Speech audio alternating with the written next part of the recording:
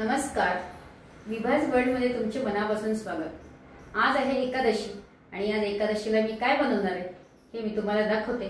चला तर मग आज बनवते मी रताळ्यांच्या फोडी। पण ह्या फोडींना आपल्याला साखर आणि गूळ घालायचं नाहीये, तर याच्यामध्ये मी पेंडखजूर घालणार आहे। ही काळी पेंडखजूर येते, तिला थोडंसं धुवून घ्यायचे छान आणि बिया काढून टाकायच्या आणि त्याला थोडं हाताने स्मॅश करायचे आणि नेहमी रताळ्यांचे काप जे करतो आपण तसेच करायचे। थोडंसं तूप टाकायचं आहे, कारण उपवासाच्या दिवशी काय होतं, बाकीचे पदार्थ विनाकारण आपल्या पोटामध्ये जातात की जे पचायला खूप जड असतात। साबुदाणा, शेंगदाणे, तूप अगदी कमी तुपामध्ये आणि साखर न घालता पदार्थ बनवायचे। रताळ्यांच्या फोडी टाकल्या तुपामध्ये, छान वाफ द्यायची, त्याला झाकण पूर्ण ठेवायचं जेणेकरून लवकर वाफ मिळेल आणि त्या मऊ होतील। साखर आणि गूळ न घातलं जर केल्या तर ते आपण अगदी यांनी खाऊ शकतो, म्हणजे जे डाएटवर आहेत त्यांनाही चांगल्या आणि विनाकारण साखर पोटातही जात नाही आणि पेंडखजूर जाते जी की खूप पौष्टिक असते। एक साधारण 5 ते 7 मिनिट लागतात वाफ यायला। छान वाफ आली आता। यामध्ये ही स्मॅश केलेली पेंडखजूर टाकायची। खूप त्याचा रंग कसा दिसेल हे बघायचं नाही।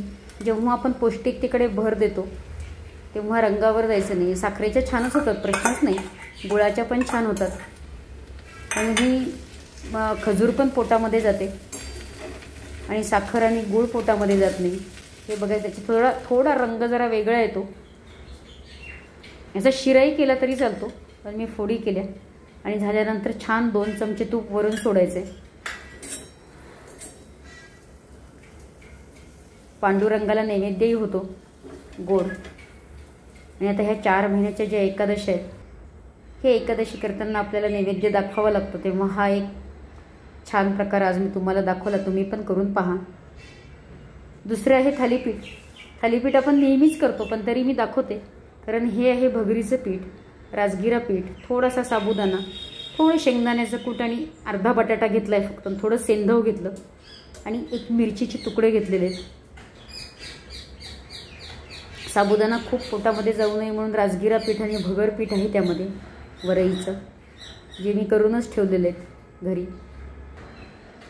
राजगिऱ्यांच्या लाह्या कशा फोडायच्या याची रेसिपी मी शेअर केलेली आहे, तो व्हिडिओ अपलोड केलेला आहे। तेच मिक्सरला काढलं मी पीठ।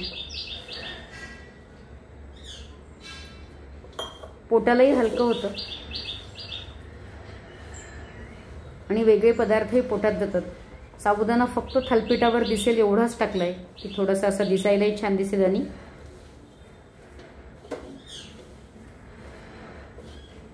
थालीपीठाला अगदी राजगिरा आणि भगरीचं थालीपीठ करण्यापेक्षा अगदी थोडा टाकलाय आणि थोडं शेंगदाण्याचं कूट टाकलंय। हे छान मळून घेऊन 1-5 मिनिट ठेवायचं फक्त। छान लोखंडी कढईला तूप लावून घ्यायचं। घरातही सगळ्यांना हे थालीपीठ आवडतात।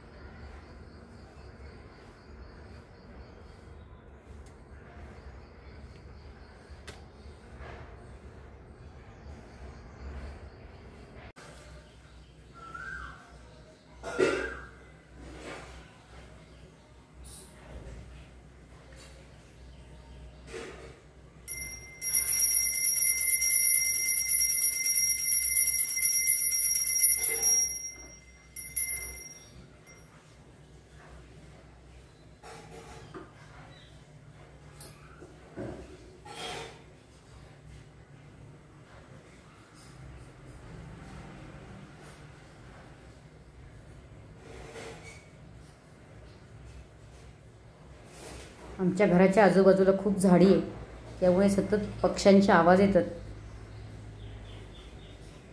पांडुरंगाला नैवेद्य दाखवला, आरती केली.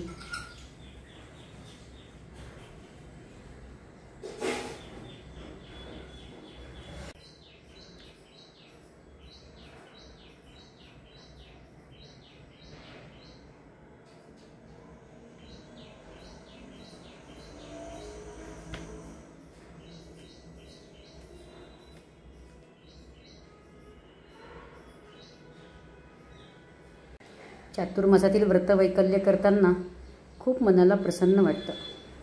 हा व्हिडिओ तुम्हाला कसा वाटला हे कमेंट करून सांगा.